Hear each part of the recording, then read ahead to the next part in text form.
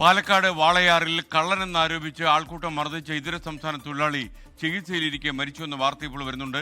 ഛത്തീസ്ഗഡ് സ്വദേശി രാംനാരായണനാണ് മരിച്ചത്.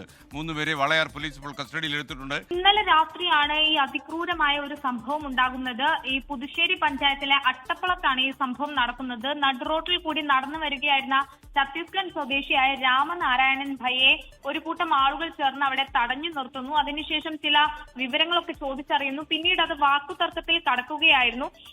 ഇതിനുശേഷം പിന്നീട് ഈ സംഘം ചേർന്ന് ഇവർ ഈ രാമനാരായണനെ ആക്രമിക്കുകയായിരുന്നു എന്നാണ് വിവരം. എന്തായാലും ഈ ആക്രമണത്തെ തുടർന്ന് ഇയാൾ പിന്നീട് ബോധരഹിതനാകുന്ന ഒരു സാഹചര്യം ഉണ്ടായി.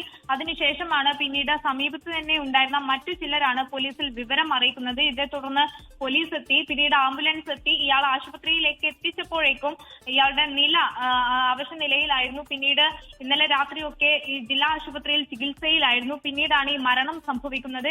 എന്തായാലും അതിക്രൂരമായ ഒരു ആക്രമണത്തെ തുടർന്ന് നമുക്കറിയാം, SKN മുമ്പൊക്കെ ഈ അട്ടപ്പാടിയിലെ മധു ഉൾപ്പെടെ ആൾക്കൂട്ട ആക്രമണത്തിനിരയായി മരിച്ച നിരവധി ഉദാഹരണങ്ങളൊക്കെ നമുക്ക് മുമ്പിലുണ്ട്. ഇതും അത്തരത്തിലുള്ള ഒരു സംഭവമാണ് എന്ന് തന്നെയാണ് ഇപ്പോൾ നമുക്ക് വരുന്ന വിവരങ്ങൾ. ഈ ആൾക്കൂട്ടത്തിന്റെ ആക്രമണത്തിനിരയായാണ് ഇയാൾ ബോധരഹിതനാവുന്നതും തുടർന്ന് ചികിത്സയിൽ പ്രവേശിപ്പിക്കേണ്ടി വരുന്നതും.